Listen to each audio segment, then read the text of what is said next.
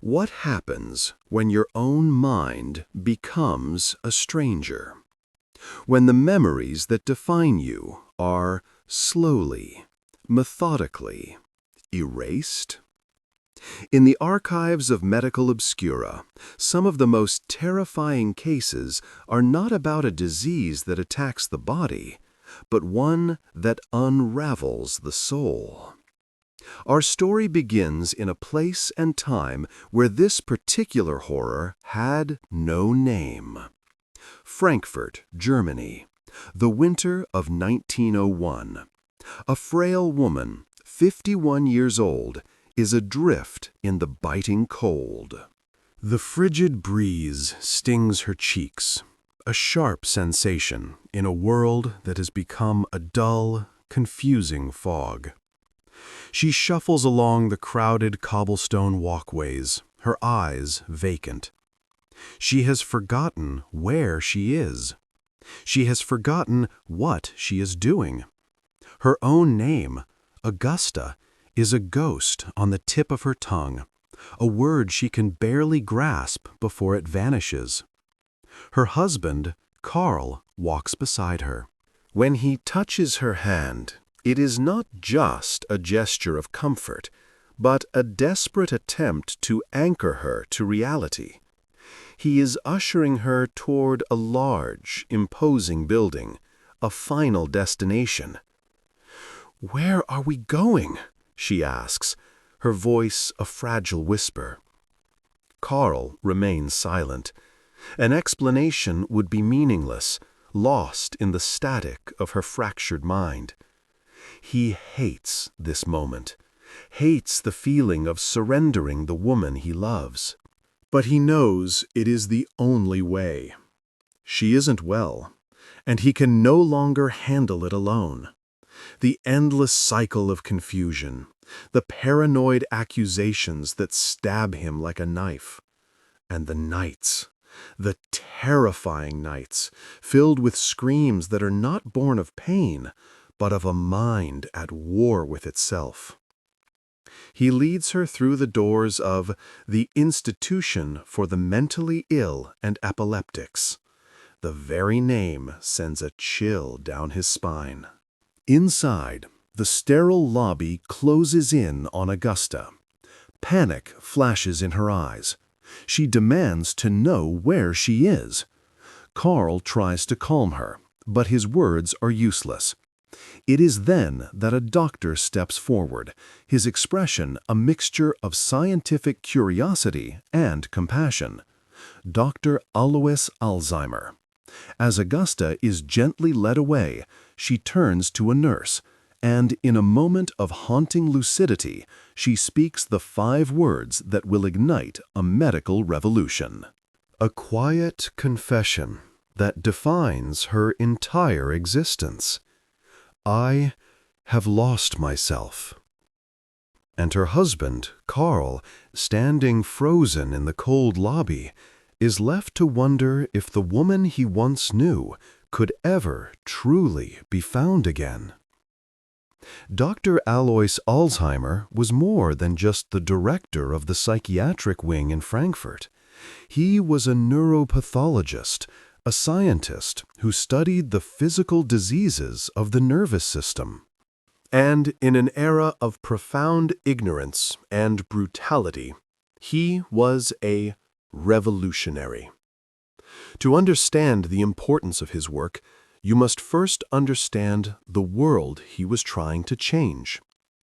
In the late 1800s, psychiatric facilities were not places of healing. They were a nightmare. Doctors rarely bothered to diagnose specific conditions. The depressed, the manic, the demented, they were all warehoused together, their individual struggles ignored. Few ever got better. Patients spent countless hours in restraints, even if they weren't violent. Overworked staff often resorted to beatings. And in the name of science, psychiatrists performed horrific experiments on them without consent. These asylums were brutal places, and most of the medical establishment saw no reason to change them. They couldn't even agree if mental illness was treatable at all. At the time, the medical world was locked in a fierce debate, dominated by two schools of thought. On one side stood the towering figure of the era, Sigmund Freud.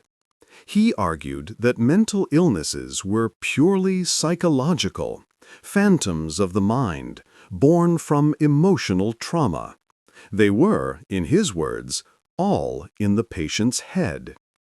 But Dr. Alzheimer, with his keen interest in anatomy, saw things very differently. He believed the answers were not in a patient's memories, but in their very tissue. He was convinced there had to be a biological cause for these psychiatric ailments, a physical, tangible reason for the mind's decay, something he could see under his microscope. And if he could find what caused the condition, if he could pinpoint that biological secret, he might be able to treat it, not just with words, but with medicine or with surgery. Alzheimer's theory was simple, yet profound. The chaos in the mind was not a ghost. It was a physical thing. And he wasn't just guessing. He was inspired by a recent, shocking discovery that had sent tremors through the medical community. The discovery centered on a devastating condition called general paresis. It began with wild mood swings, memory loss, and difficulty speaking, and it ended in what doctors chillingly called general paralysis of the insane. For years, physicians had dismissed these patients as weak-willed or simply faking their madness. But two German surgeons decided to look closer. They pored over their patients' clinical histories, searching for a pattern, a hidden connection. And they found one, a dark secret that many patients carried for decades: syphilis. They realized the initial bacterial infection would cause sores and illness, and then seem to disappear, cured. But it was a lie. The bacteria wasn't gone. It was just dormant, lingering in the body for years, silently migrating, until it launched a final, catastrophic assault on the brain. This was a bombshell. The madness was not a moral failing. It was not a weakness of character. It was a real physical disease with a physical cause, a bacterium, a tiny organism that could bring a human mind to its knees. This discovery electrified Alois Alzheimer. It was the proof he needed, the precedent. If syphilis could cause paresis, what other hidden biological assassins were lurking behind the curtain of other mental conditions? He was determined to find out. But to hunt these microscopic ghosts, he couldn't work in the bedlam of an ordinary asylum. He needed a laboratory. He needed control. He needed a place where he could conduct his research in peace, and where his patients wouldn't be tortured into even deeper madness, complicating his work beyond recognition. And in Frankfurt, Alzheimer found that sanctuary. The institution there was different. It was run by a man named Emil Scioli, a director who pushed the boundaries of what psychiatric care could be. Scioli was a follower of a radical new philosophy, championed by a psychiatrist named John Connolly. Their belief was simple, yet revolutionary for the time. Mental conditions were not a weakness of character. They were an illness. And just like any other disease, they should be treated not with brutality, but with compassion and care. Under this philosophy, the asylum was transformed. It was no longer a prison. Different symptoms received different, specialized treatments. There were gardens where patients could walk and feel the sun. Communal spaces and organized activities were designed to keep residents engaged, to remind them of their own humanity. Restraints and sedatives were not the first solution, but the absolute last resort, used only when a patient posed a clear danger to themselves or others. Instead of force, the staff was trained to talk with patients, to give them relaxing massages, to calm them down. They operated on the principle that a positive environment was infinitely more beneficial than a hostile one. It was not a perfect system, but it was a beacon of light in a very dark world. And into this unlikely haven of science and dignity, a new patient was about to arrive. For a woman named Auguste Deter, whose mind was beginning to crumble, there was no better place on earth she could have ended up. Auguste Deter's arrival at the Frankfurt facility was the culmination of months of a slow, terrifying decline. It didn't begin with a sudden snap.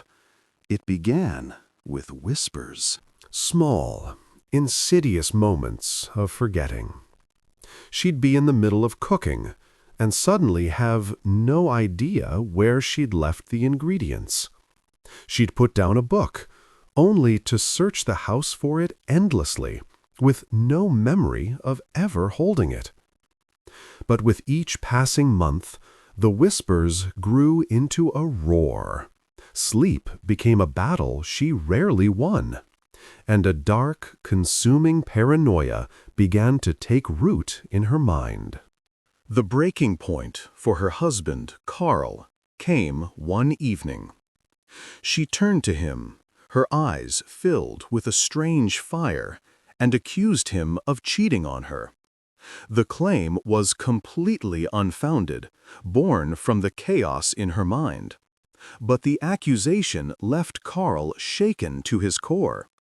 This wasn't his Augusta, the woman he'd built a life with, the woman he loved and trusted implicitly, would never let such a suspicion poison their bond. It felt as if he was watching his wife slowly being replaced by a stranger. The disease tightened its grip. At times, she would stop mid-sentence, forgetting where she was, or even who he was. It got so bad that Karl became terrified of leaving her home alone. What if she wandered out? What if she hurt herself? The burden became unbearable. He couldn't take care of her on his own. And so, with his heart heavy with grief for a woman still standing before him, he brought her to see Dr. Alois Alzheimer. When Dr. Alois Alzheimer first sat down with Auguste Deter, one diagnosis immediately came to his mind: dementia. But in 1901, dementia wasn't a specific diagnosis. It was a catch-all term, a medical wastebasket for any condition that caused memory loss or a decline in cognitive ability. It was considered a tragedy reserved for the very old. Most physicians believed it was simply an unavoidable part of aging, as natural as stiff joints or wrinkled skin. And because it was seen as inevitable, few believed it could be treated or prevented. So, tragically, they didn't bother studying it in depth. They simply watched as it progressed, a slow, unstoppable tide. They knew it began with small moments of forgetfulness, what they'd call mild cognitive impairment. Then, it would steal more important things, like the way home from a familiar place. This was mild dementia. From there, it would warp the very personality, bringing suspicion, irritability, and sleepless nights. Moderate dementia. Until finally, the tide would wash everything away. In severe dementia, a patient needs full-time care, unable to perform even the most basic tasks. This was the accepted, tragic path of the disease. But as Alzheimer looked at his new patient, the pieces didn't fit. Auguste seemed far too young to be this deep in dementia's grip. The recognizable symptoms almost always appeared in patients over the age of 65. Auguste, however, was already in the late stages of the disease, and she was only 51. That single fact changed everything. It meant that whatever was destroying her mind was not a natural part of aging. It was something else, a disease process, an aggressive, unknown predator that was moving far too fast. In that moment, Alois Alzheimer resolved to figure out what was truly wrong with Auguste Deter. He had no idea that, in the process, he was about to give a name to one of history's most terrifying and debilitating diseases. Alzheimer began his examination. During their first meeting, he was struck by how frail Auguste looked. Though only 14 years his senior, she seemed worlds older, with a helpless, uncertain expression on her face. He introduced himself, and then began the questions. Simple questions. "What is your name?" he asked. "Auguste," she responded. He then asked for her family name. She simply repeated herself, "Auguste." Alzheimer pressed on, asking more questions in rapid succession, a deliberate technique. He didn't want to give her time to think. He wanted to capture the raw, unfiltered state of her mind. Auguste stumbled through the answers, her responses becoming a surreal word salad that made no sense. He asked about her husband, Karl. She insisted his name was also Auguste. When Alzheimer asked her to clarify, she hesitated. A flicker of awareness crossed her face.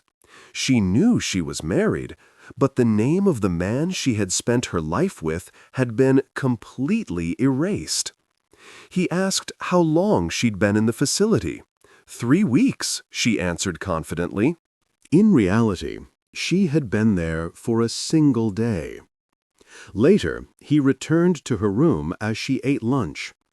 On her plate was a clear serving of pork and cauliflower. As she chewed, Alzheimer asked her a simple question. "What are you eating?" Auguste looked directly at the food in front of her. She could see it. She could taste it. But the connection between the object and the word was severed. She answered with absolute certainty, "Spinach." Alois Alzheimer was stunned. He had looked after hundreds of patients, but Auguste was unique. This wasn't just forgetfulness. This was the complete breakdown of the mind's ability to process reality. He had never seen a case of dementia this severe, and certainly not in someone so young. The case of Auguste Deter was a puzzle unlike any Alzheimer had ever faced. While many of his older patients had trouble remembering things, like where they left their possessions, even the most severe cases could usually say who they were, where they were, or what they were eating. Auguste's mind was failing on a much more fundamental level. But Alzheimer's had a working theory, based on his previous research. In autopsies of other dementia patients, he had often found something specific, a hardening and thickening of the arterial walls in the brain. He theorized that a substance, much like the plaque that clogs plumbing pipes, was building up inside these crucial blood vessels. This buildup wouldn't be enough to cause a fatal stroke, but it would be enough to slowly starve the brain of blood and oxygen, leading to memory problems. Today, we call this condition vascular dementia. Believing this was the cause, Alzheimer prescribed a treatment based on the science of the day. Auguste was given daily lukewarm baths, filled with beneficial minerals. The logic was that the heat would help her blood vessels expand, improving circulation to her brain. And, at first, it seemed to work. In the short term, Auguste became calmer. She was more relaxed and even had lucid conversations with her aides. There was a glimmer of hope. But it was a false hope. Over time, her condition inevitably deteriorated again. The relaxing baths weren't curing her. They were simply reducing her stress, making the symptoms temporarily less severe. But the treatment wasn't addressing the core issue, the relentless disease that was devouring her mind from the inside out. The warm baths were nothing more than a Band-Aid on a gaping wound. Auguste was getting worse, and for Dr. Alzheimer, it was time to go back to the drawing board. For the next several months, Dr. Alzheimer became a shadow, documenting every facet of Auguste's existence. He met with her every single day, his notebook filling with detailed observations, from her diet to the very color of her complexion. He was searching for a clue, any clue. He would ask her to read from a book. The mechanical ability was still there. She could form the words, but the meaning was gone. She would get lost between the beginning of a sentence and its end, unable to follow the simplest plot. She would read the same passage over and over and over again, with absolutely no awareness that she had just seen those exact words seconds before. He would give her a sheet of paper and a simple instruction. Please write your name. She would carefully scroll Mrs. and then pause. The pen hovering over the paper, her mind a total blank. What am I writing?" she would ask. "Your name," Alzheimer would gently remind her. "Please write your name." After Mrs., she would add Augusta. And then she would stop again, looking up at him, needing the instructions to be repeated. Alzheimer meticulously saved every one of these heartbreaking pages. He tracked everything, her diet, her exercise, her sleep. He changed her meal plan, swapping out one food at a time, hoping to isolate a trigger. But nothing worked, because all the while, Auguste was getting worse, and the speed of her decline was astonishing. Most dementia patients deteriorate slowly, their symptoms sometimes remaining stable for years. But Auguste had been in Alzheimer's care for only a few months, and she was already significantly worse. The world around her was dissolving. She no longer recognized the nurses, the other patients, even Dr. Alzheimer. The man who visited her every day now seemed like a complete stranger. In her rare, fleeting moments of lucidity, a storm of frustration and terror would surface. She knew something was profoundly wrong. She seemed terrifyingly aware that it was only a matter of time before she slipped back into the fog, this time for good. And in that shared awareness, Dr. Alzheimer came to a grim realization. He would probably never cure Auguste Deter. The best he could do was learn from her. Alzheimer's mission shifted. He could not save Auguste's life, but he might be able to give her death a profound meaning. His new strategy was clear. Study her symptoms meticulously while she was alive, and then, after her death, perform a thorough autopsy. The data he gathered, he hoped, could one day save countless future patients. He was committed to solving this mystery, whatever it took. But then, an unexpected offer arrived. An old mentor contacted him with the opportunity of a lifetime, a position working under the world-famous psychiatrist Emil Kraepelin.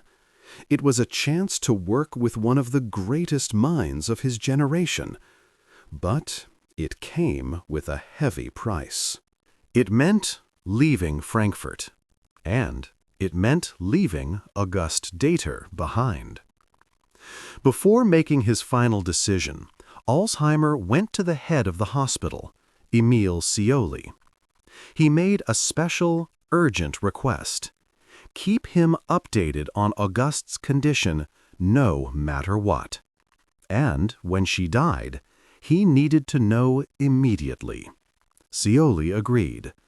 With that assurance, Alzheimer left for his new post, first in Heidelberg and then in Munich. For the next few years, he immersed himself in his work, but he never forgot about the woman in Frankfurt. The reports he received were grim. Auguste was deteriorating. She was still being observed, but no one was any closer to an answer. Then, in April of 1906, the letter he had been waiting for finally arrived. Auguste Deter was dead. The final months of her life had been a living nightmare.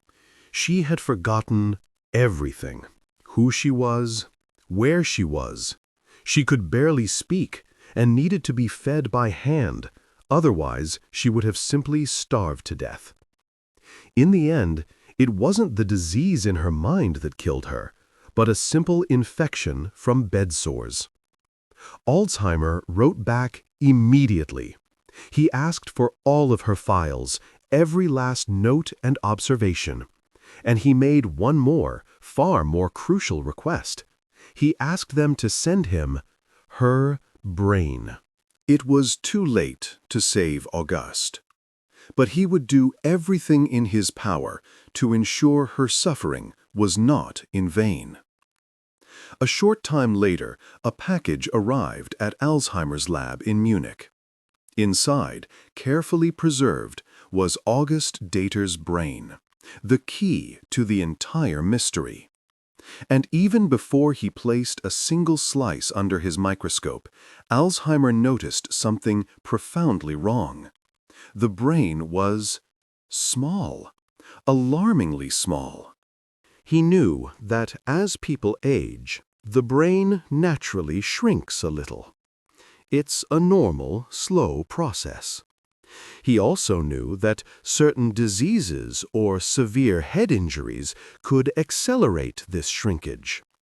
But Auguste was only in her mid-50s, yet the brain he held in his hands looked like it belonged to someone who was 70, 80, or even 90 years old, and he had already ruled out any other known diseases or injuries.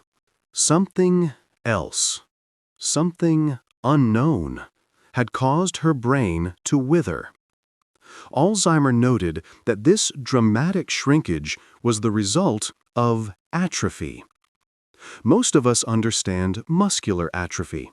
If you put an arm in a cast for weeks, the unused muscles waste away. When the cast comes off, the arm is thin and weak. But the brain isn't a muscle. It doesn't atrophy from disuse. In fact, the brain never stops working, not even when we sleep. Brain atrophy is almost always the result of a disease process, or catastrophic physical damage. Syphilis, he knew, could cause it, but Auguste had never been diagnosed with the disease. Other degenerative disorders like Huntington's or Parkinson's were also associated with atrophy, but they came with distinct physical symptoms, tremors, involuntary movements, that Auguste never had. She didn't fit any known profile. She had something entirely new. The answer wasn't on the surface. Alzheimer knew he had to go deeper. The truth, he suspected, lay hidden at the cellular level. Alzheimer carefully sliced thin ribbons of tissue from Auguste's cerebral cortex, the part of the brain responsible for speech, memory, and thought. He then used a special staining technique, dyeing the tissue with an organic compound. This made the near-invisible components of the brain leap into focus, creating a stark, high-contrast image. He leaned into his microscope and entered a battlefield. Auguste's neurons did not look like healthy brain cells. They were under siege. The first thing he saw was a strange, unidentified material building up in the spaces between the cells, clogging the vital pathways near the synapses. Alzheimer initially compared this sticky substance to the plaque he'd seen in blood vessels. But this was different. This wasn't carried here from somewhere else. He hypothesized that this plaque had originated inside the brain itself. But there was something else, something even more disturbing. As he looked closer, he saw thick, dark fibers, twisted masses of an odd material that were choking the neurons from within. He recognized them as the cell's internal support structure, its skeleton. In a healthy cell, these filaments and tubules are like the steel beams of a skyscraper, and also like a superhighway, transporting vital nutrients from one end of the cell to the other. In 1906, these components were normally so minuscule they were nearly impossible to see. But Augustus were different. Under his microscope, they were massive, twisted, distorted into the wrong shape. The highways inside her cells were not straight, direct lines. They were a chaotic, tangled mess. There was no direct route for nutrients to travel. And a cell that cannot feed itself dies. And if enough cells die, the brain begins to atrophy. In that breathtaking moment, Alzheimer understood. These enlarged, misshapen fibrils had literally strangled Auguste's brain cells to death from the inside out. This was the cause of her dementia. He knew with absolute certainty that he had made a monumental breakthrough. He had found the physical evidence. He had discovered a direct, undeniable link between Auguste's biology and her cognitive collapse. For the first time, he could prove that this devastating form of dementia was a physical disease. Alzheimer had found the smoking gun. But his discovery only opened up a Pandora's box of new questions. Why were Auguste's fibrils so massive and tangled? Where did the mysterious plaque-like material come from? And what was the connection between the two? He knew he couldn't answer these questions alone. He needed to share his discovery with the greatest minds in medicine so they could build upon his work. On November 3, 1906, Alois Alzheimer stood before the 37th Conference of Southwest German Psychiatrists. He presented the strange and tragic case of Auguste Deter, a condition he termed pre-senile dementia. He described in meticulous detail what he had found under his microscope: the neurofibrillary tangles strangling the cells from within, and the strange buildup of plaque smothering them from without. He finished his presentation, certain that his colleagues would be stunned. He expected a flood of questions, debate, perhaps even applause for this incredible breakthrough. Instead, he was met with a deafening, indifferent silence. No one in the room seemed to care. His groundbreaking presentation, the culmination of years of obsessive work, barely made a ripple in the placid waters of conventional psychiatric thought. The discovery that would one day change the world had landed with a thud. But Alois Alzheimer did not give up. Undeterred, Alzheimer continued his research. He soon found another patient, a 54-year-old man named Johann F., whose symptoms were eerily similar to Auguste's.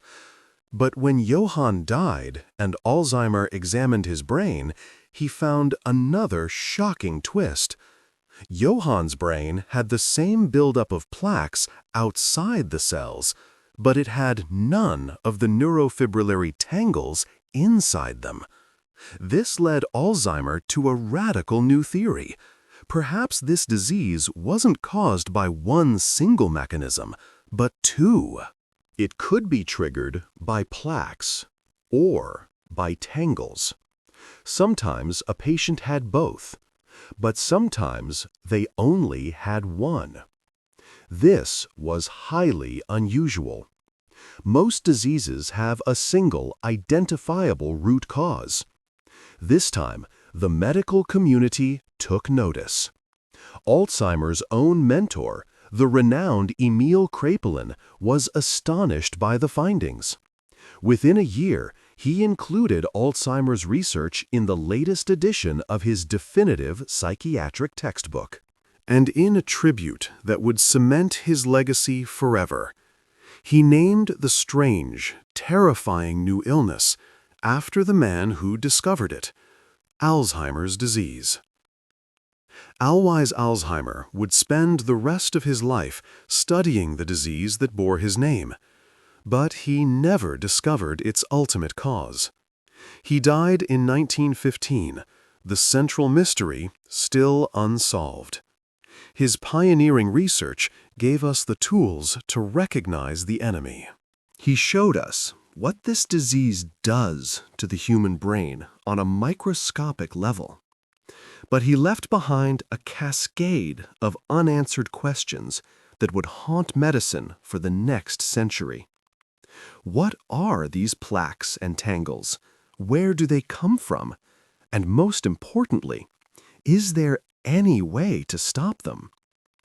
For nearly a century, Alzheimer's remained a disease whispered about in the hallways of hospitals, a shadowy diagnosis shrouded in mystery. But to truly understand its devastating power, we must leave the dusty archives of 1906 and travel forward in time to see the disease through the eyes of someone the entire world knew: Glenn Campbell. He was a music legend, a rhinestone cowboy with a guitar that sang and a voice that sold over 50 million records. By 2004, at 68 years old, he was entering the twilight of his storied career, ready to slow down, but not ready to stop making music. But something was off. His family noticed it first. He was becoming more and more dependent on his wife, Kim. His train of thought would suddenly derail mid-conversation, leaving him lost and confused. The warning signs were small, but deeply unsettling. Then, one day, came the moment that turned quiet concern into sheer terror. After being told to look for something in the garage of the house they had lived in for nearly a decade, Glenn turned to his wife and asked, with genuine, childlike curiosity, "What's a garage?" At first, she thought he was joking, but when she looked into his eyes, she saw he was completely serious. It was slip-ups like these, moments of profound disconnection from reality, that terrified his family. Finally, in 2011, they went to the world-renowned Mayo Clinic for answers.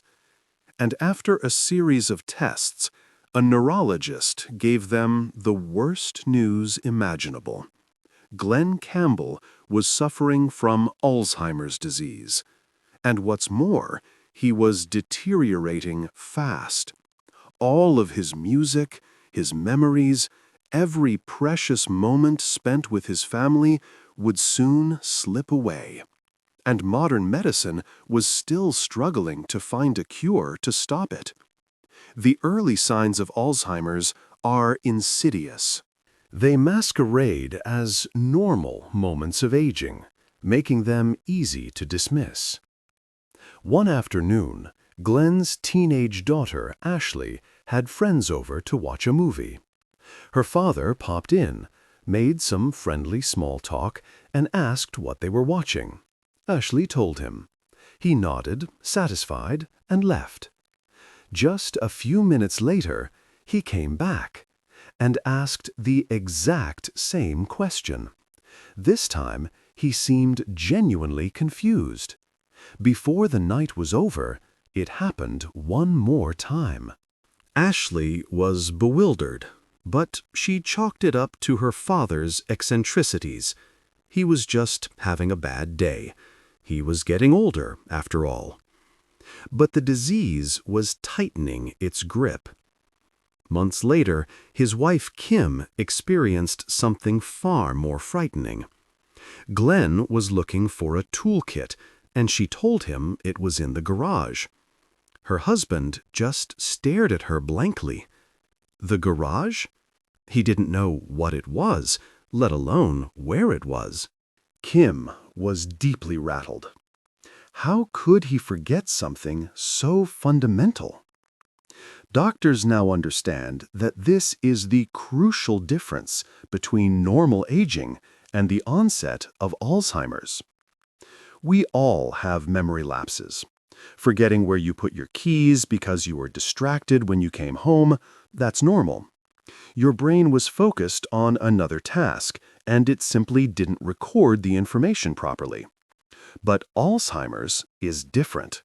It is not a failure of recording. It is a failure of reality. It's the difference between forgetting where you parked your car and forgetting what a car is. The signs become more and more troubling. A patient with Alzheimer's doesn't just lose their keys. They might find them later in the refrigerator, and then have absolutely no idea what they are for. To understand why, we have to go back to the microscopic battlefield that Dr. Alzheimer first discovered. It all comes down to the neurons. In a healthy brain, every memory you form creates a unique physical pathway between your nerve cells. The more you access that memory, the face of a loved one, a favorite song, the stronger that pathway becomes. Long-term memories are like superhighways etched deep into the brain. Short-term memories, however, are more like patchy dirt roads. They are fragile and new, and these fragile pathways are the first to be destroyed by Alzheimer's. The disease rips them up, leaving recent memories with no way to be accessed. This constant state of confusion, of a world that no longer makes sense, often leads to dramatic mood swings and personality changes. This was exactly what happened to another beloved public figure, the acclaimed actor Gene Wilder. Known to the world as a comedic genius and off-screen as a sweet, mild-mannered man, his wife Karen noticed a disturbing change in his late 70s.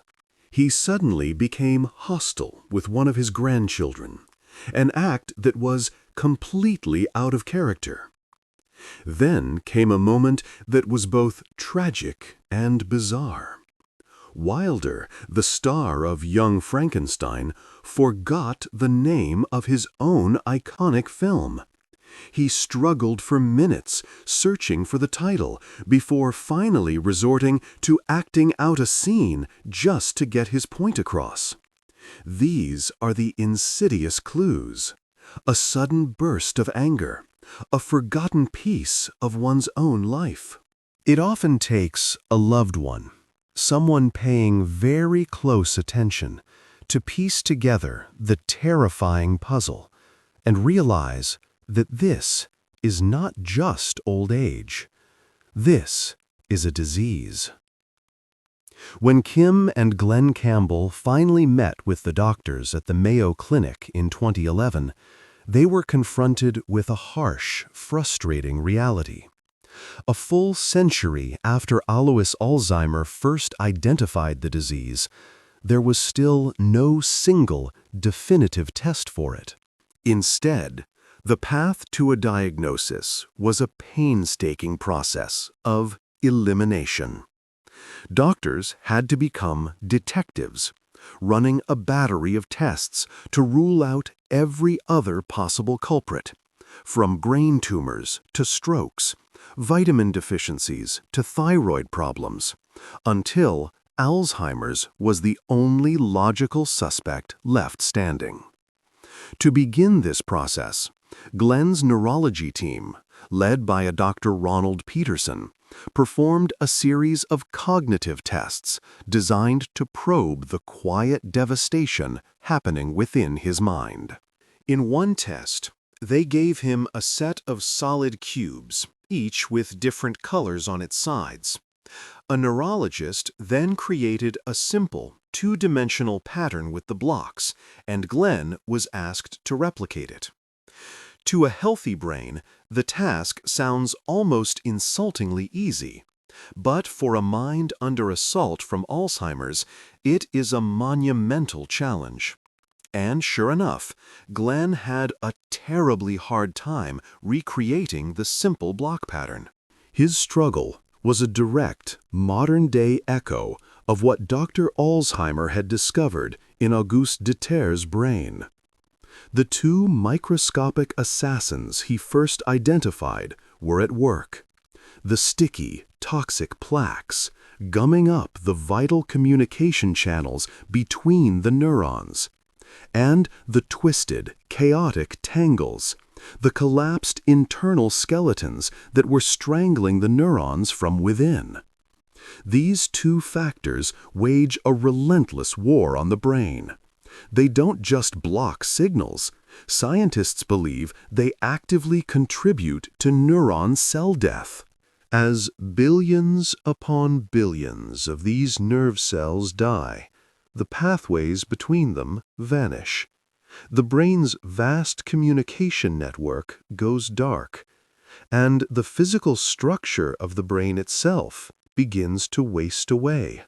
It atrophies, resulting in a terrifying loss of cerebral volume.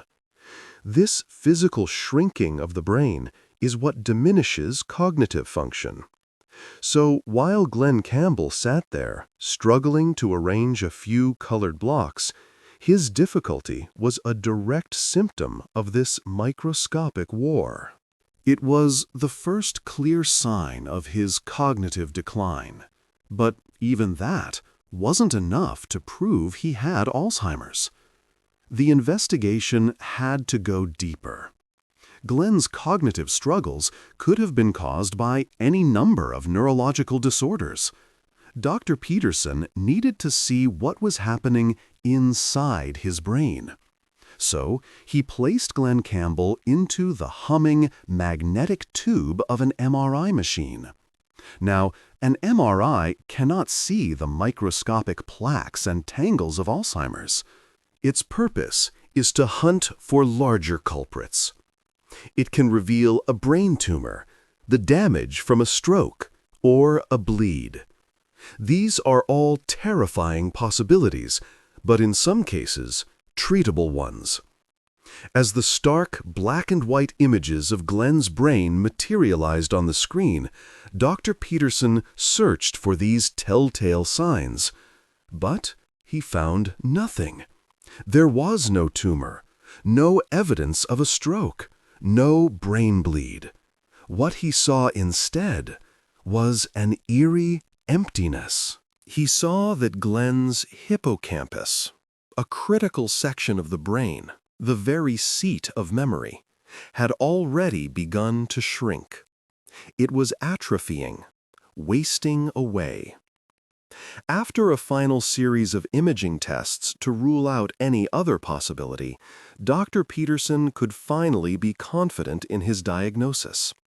The long, painful process of exclusion was over. Glenn Campbell had Alzheimer's disease. For patients like Glenn, the diagnosis comes with a grim prognosis, anywhere from 3 to 11 years to live. The disease itself doesn't directly attack the body's organs. It does something far more insidious. As cognitive function plummets, it erases the brain's unconscious memory of how to perform the most basic functions of life, like swallowing food or even breathing. The body grows weaker, unable to fight off the simplest infections. Death is the eventual, inevitable toll. But maybe Alzheimer's doesn't have to be a death sentence.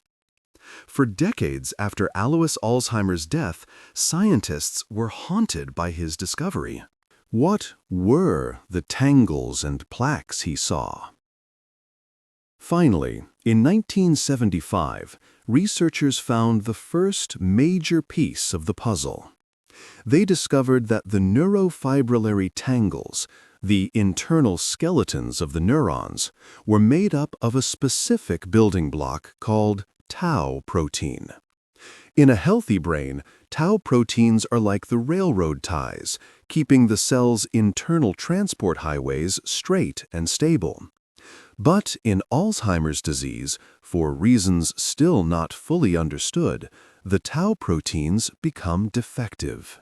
They misfold, causing the highways to collapse. These collapsed structures aggregate into the tangled mess that Alzheimer first witnessed. Unable to transport nutrients or clear out waste, the neuron is strangled from within and dies. This was a monumental discovery, but it was only half the story. There was still the other culprit, the sticky plaque gumming up the works outside the cells. The second breakthrough came in 1984. A biochemist named Dr. George Glenner finally identified the main protein component of the plaques. For the first time, doctors knew the name of the toxic substance that was blocking communication between neurons. It's called beta amyloid. Glenner and his team then asked the next logical question: where does this toxic protein come from? After a painstaking investigation, they found it was a cast-off fragment, a piece of a much larger protein called amyloid precursor protein, or APP. The AP protein exists in the membrane of the neuron, right near the synapse, the critical gap where all brain communication happens. In a healthy brain, this large protein is constantly being trimmed and recycled. Small enzymes act like molecular scissors, snipping the APP into harmless, soluble pieces that are easily cleared away. But in an Alzheimer's brain, something goes terribly wrong with this cutting process. One of the enzymes makes a cut in the wrong spot. This faulty cut produces a fragment that is abnormally long and misshapen, a fragment that is not soluble. This toxic leftover piece is the beta amyloid protein. And, as Glenner's team discovered, this protein has a deadly property. Its shape makes it incredibly sticky. It's configured in such a way that it clumps together with other beta amyloid fragments, like microscopic Legos snapping into place. Over time, these clumps grow, forming the massive, dense plaques that clog the synapses, making it impossible for neurotransmitters to get their messages across. This groundbreaking discovery led to what is now known as the amyloid cascade hypothesis. The theory suggests that for years, even decades, this toxic protein silently accumulates. And then, at a certain point, it reaches a devastating tipping point. An unstoppable cascade is triggered. The brain's systems become overwhelmed, leading to widespread inflammation, the collapse of tau proteins, and massive neuron death. This is the moment the first symptoms of Alzheimer's finally appear. What is truly terrifying is that researchers now know these plaques don't just appear overnight. The process can begin as early as age 30 or 40. This means that while Glenn Campbell was on stage and Gene Wilder was on screen, living their vibrant lives, a toxic substance may have already been slowly, silently leaking into their brains, setting the stage for the devastation to come. But even in the face of such a hopeless diagnosis, there can be moments of extraordinary courage. In 2011, Glenn Campbell decided to do something unprecedented. He publicly announced his diagnosis to the world, and then declared he was going on one final tour. It was an act of breathtaking ambition. By this point, his short-term memory was already in tatters. He had trouble remembering names and often forgot what disease he even had. And yet, with his family by his side, he was determined to face the music one last time. He traveled from coast to coast, performing for his adoring fans. The process was anything but easy. On stage, he needed a teleprompter to remember the lyrics to songs he had sung thousands of times. On several occasions, he would finish a song and immediately start playing it all over again. But then, there was the guitar, and the guitar was shocking. He nailed every single melody, never missing a beat. His technique, the fluid grace of his fingers on the fretboard, was as flawless as it had been 30 years prior. It was a stunning demonstration of how memory works. The neural pathways for his lyrics, a form of conscious recall, were crumbling. But the pathways for his guitar playing, forged over thousands and thousands of hours of practice, were different. They had become something akin to an unconscious motor function, like walking or breathing. Those pathways were superhighways, deeply, physically ingrained in his brain. And while they, too, would one day fade, for that one last tour they held strong. Glenn Campbell played over 100 shows before the tour finally ended in 2012. He then went home to Malibu to face the final, heartbreaking stages of his disease. At home, Kim Campbell watched as her husband's world shrank and his decline became sobering and absolute. She had to remind him to eat. She had to help him shower. She had to show him where the bathroom was. It is these final, heartbreaking stages of the disease that have driven doctors to tirelessly search for answers.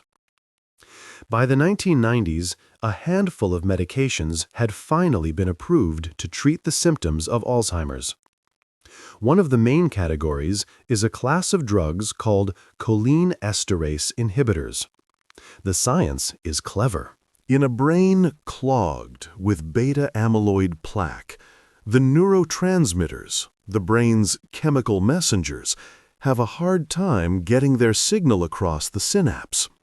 At the same time, natural enzymes are in that synapse, cleaning out any excess messengers. These drugs work by blocking those cleanup enzymes. The theory is simple. If you can't clear the plaque, maybe you can flood the synapse with more neurotransmitters, increasing the odds that at least some of the signal gets through. And for a while, these drugs seemed like a promising start. Patients often find themselves thinking a little more clearly. But over time, researchers discovered the devastating truth. These drugs were like putting a Band-Aid over a crack in a collapsing dam. The relief they provide is only temporary, usually lasting just 6 to 12 months. They can't bring back memories that are already lost. They can't revive dead neurons or reopen pathways that have been destroyed. And most importantly, they do absolutely nothing to stop the relentless, underlying progression of the disease itself. So today, the holy grail of Alzheimer's research is no longer about managing symptoms. It's about attacking the disease at its source. Scientists are desperately trying to find drugs that can stop the production of beta-amyloid entirely, or even reverse the toxic buildups that already exist. Currently, there are dozens of different drugs in development. Some of the most promising studies focus on the molecular scissors themselves, the enzymes that chop up the APP protein. The hope is that by altering these enzymes, they can be forced to slice the protein differently, avoiding the creation of that toxic, sticky beta-amyloid fragment altogether. But the path has been brutal. Between 2002 and 2012 alone, 244 different compounds were tested in clinical trials. Of those, only one was approved. And even that one showed limited success. The fundamental problem is one of timing. The ideal solution would be to give a person the medication before the plaque even begins to build up. But how can you do that? There's no surefire way to predict who is at risk for developing Alzheimer's decades down the line. To put it simply, unless you gave the drug to everyone, you could never truly prevent it. The key, then, is early detection. And while researchers are getting closer to being able to spot the biological markers of Alzheimer's long before symptoms appear, a successful, definitive treatment remains an elusive, agonizing mystery, and that progress will be agonizingly slow. Too slow for patients like Glenn Campbell and Gene Wilder, who had no choice but to suffer through the final, devastating stages of this disease. Unlike Campbell, Gene Wilder kept his diagnosis a secret from the world. Only his family witnessed as the simplest tasks became Herculean challenges. One day, his wife Karen noticed his wrist was covered in raw, bloody scratches. She discovered he had struggled for minutes trying to undo the simple clasp on his watch, clawing at his own arm in sheer, uncomprehending frustration. She watched as he developed problems walking. One afternoon, she saw him stumble and fall hard in their backyard. He had a difficult time getting up, but as he did, the performer inside him briefly flickered to life. He turned to an imaginary audience and announced that the show would be back momentarily. For Karen, the moment was both heartbreaking and beautiful. Her husband's brain was wasting away, but the charming, charismatic man she had married was still in there. But sometimes a family is forced to let go of their loved one long before they are truly gone. Eventually, the disease demands around-the-clock care that not everyone can provide, and that is exactly what happened with Glenn Campbell. In 2015, 4 years after his diagnosis, his wife Kim made the impossible decision to move him into a full-time care facility. There, the last vestiges of his old self began to fade. When Kim would visit, he often forgot her name, calling her, with a polite formality, Mrs. Campbell. Other times, he had no idea who she was at all. He couldn't hold a conversation. He didn't know where he was. He would often mistake his own bedroom for a hotel room, believing he was still on tour. As Glenn Campbell reached the final stages of Alzheimer's, he was entering the last, cruel phase of the disease. A person with Alzheimer's doesn't technically die from the disease itself. They die from its complications, as the brain forgets how to run the body. Most often, the end begins with an infection. Due to severe brain atrophy, the most basic, ingrained skills are lost. A patient forgets how to swallow properly. Food and liquid go down the wrong tube, into the windpipe, causing a severe infection in the lungs. By this point, the patient's body is already incredibly weak, and their immune system has no strength left to fight. Others succumb to infections from bed sores, as their bodies lie still for days on end. But for some patients, the end of the road is even more direct, and especially bleak. Glenn Campbell passed away on August 8, 2017, at the age of 81. In his final moments, his brain had lost so much function, it could no longer send out the most basic signals for life. The atrophy had reached the deepest, most primitive parts of his mind. And at one point, after a lifetime of singing, after a lifetime of breathing life into songs, Glenn Campbell's brain simply forgot how to breathe. It was a sobering, terrifying example of Alzheimer's ultimate toll.